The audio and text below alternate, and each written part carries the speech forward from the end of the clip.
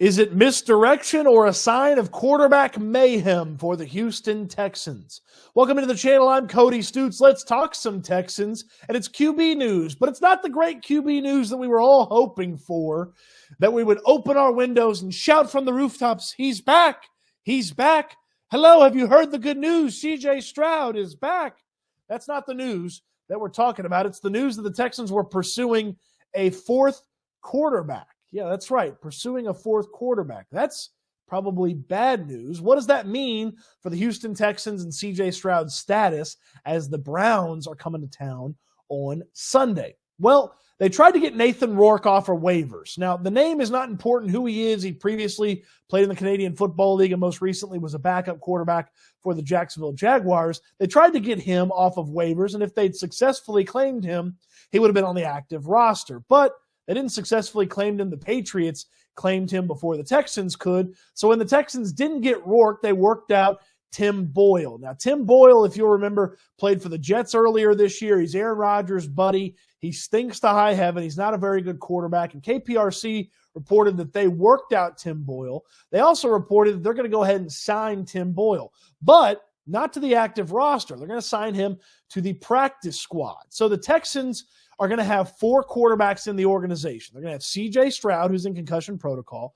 They're going to have Davis Mills, who's still listed as QB2 on the unofficial depth chart. They're going to have Case Keenum, who was the hero last week in Nashville, taking care of the Tennessee Titans. And now they'll have Tim Boyle on the practice squad. So that's obviously bad news for CJ Stroud's status for the Houston Texans. It's bad news that they're looking at adding another quarterback. It's bad news that they may need that third quarterback either to have him promoted on game day and have him as a just-in-case for Keenum and Mills, or to just have him around for some of the work that they want to put together. It's bad news because that means CJ Stroud's not immediately ready to come back and not chomping at the bit, ready to go from that standpoint. Here's one tiny bit of good news about this. It's pretty easy to get rid of a guy off the practice squad. It's pretty easy to have that guy in the building for a couple of days. Hey, no big deal. See you later. The practice squad addition versus the main roster addition is something to pay attention to here. You claim the guy off of waivers, he's on your active roster. You work a guy out and put him on the practice squad, all of a sudden he's not on the active roster, and it's pretty easy to get rid of him should CJ Stroud clear concussion protocol. That's the biggest thing. We're not really waiting to see if Tim Boyle's any good or if that Nathan Rourke guy had ended up here, if he's good.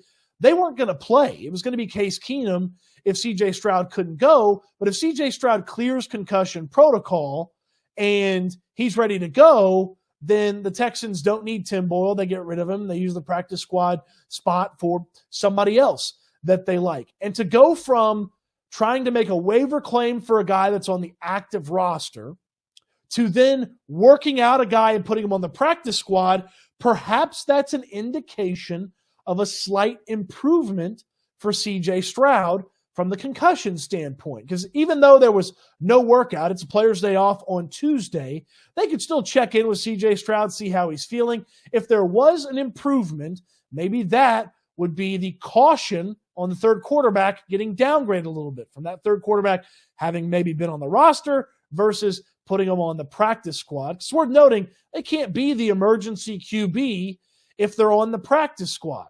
So there's a big difference between the Texans claiming a guy, having him on the active roster, having four quarterbacks on the active roster, and then not ending up with the waiver claim and then just signing a guy to the practice squad. That's a big difference. Here's the big thing that we've all got to pay attention to. CJ Stroud, concussion protocol, and he's got to get back on the football field. It doesn't have to be Wednesday. It doesn't have to be the first practice of the week. If he practiced Thursday or heck even Friday, I feel like CJ Stroud would play against the Cleveland Browns on Sunday when the Texans host the Browns. But if he doesn't practice on Wednesday and he doesn't practice on Thursday, and it's maybe just a Friday practice, or he clears concussion protocol on Saturday and he hasn't practiced all this week and all last week, I would think the Texans would probably still hold him out and play Case Keenum. It's worth noting the Texans at least left the door open for CJ Stroud to play against the Titans by naming him doubtful on the final injury report of the week. Now, if he could get upgraded to, say, questionable, he might still miss the game, but that would show a tremendous amount of progress. And then you're really starting to talk about C.J. Stroud playing against the Tennessee Titans next week after the Texans play the Cleveland Browns.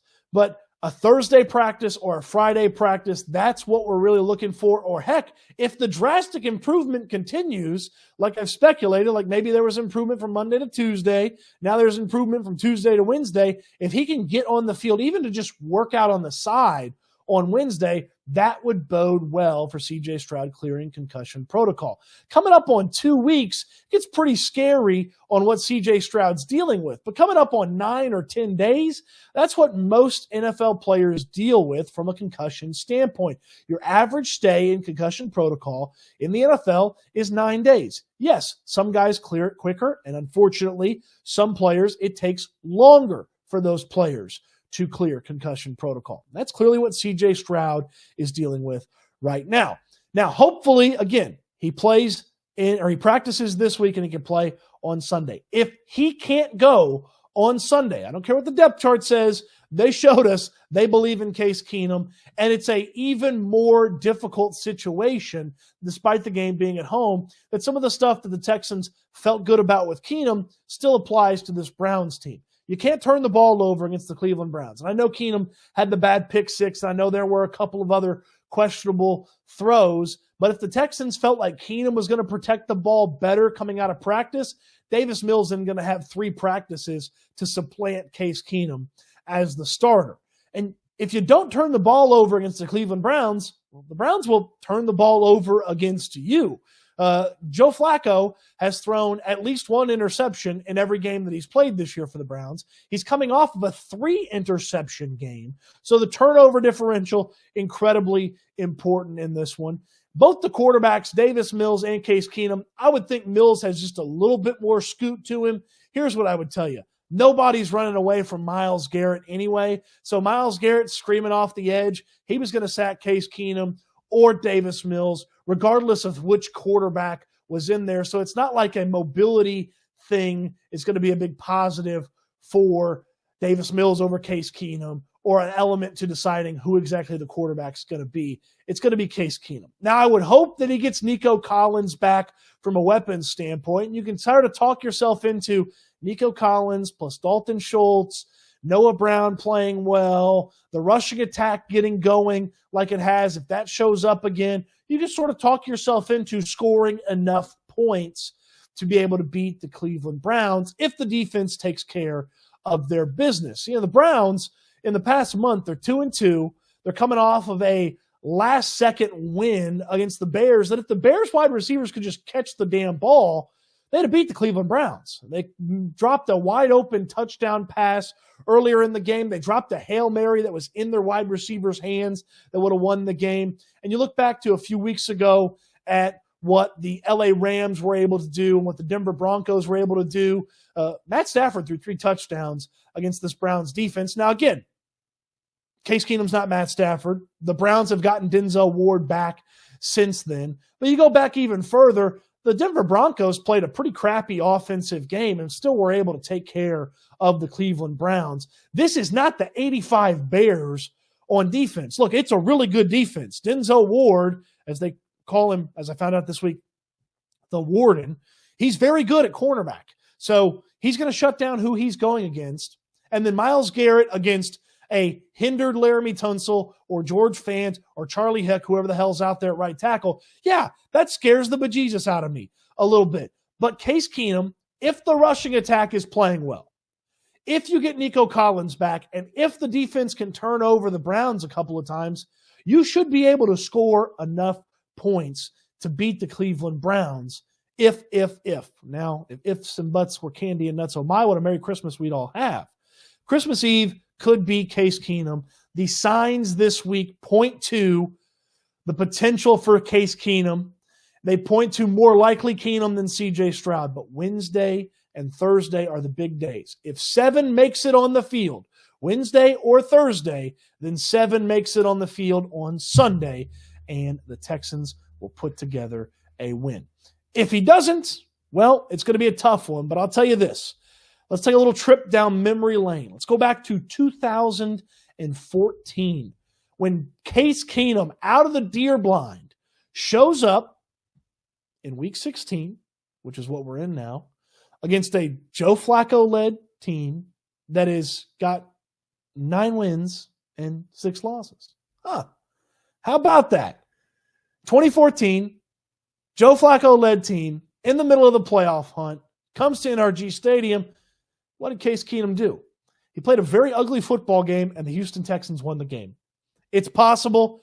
History repeats itself for a reason. If you don't know your history, Joe Flacco, you're doomed to repeat it, and that can happen on Sunday as well. Or Case Keenum can get figured out, and the Texans could get housed.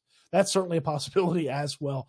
Not one that I want to think about right now. So Wednesday's really important. At Cody_Stoots on Twitter /X, whichever you want to call it. We'll have the updates on Houston football as well. The link's in the description down below, www.houfootball.com. Be sending out updates on the injuries, the players that were and were not at practice on Wednesday and Thursday. We'll have updates here on YouTube as well, so follow along as well. Throw me a thumbs up on the video. Subscribe to the channel if you haven't already. It is a interesting week ahead, and hopefully the new addition at quarterback is just misdirection and not mayhem on the horizon. Thanks for watching the video. Appreciate you taking your time to support the channel, watch the video, and I can't wait till we talk Texans again soon.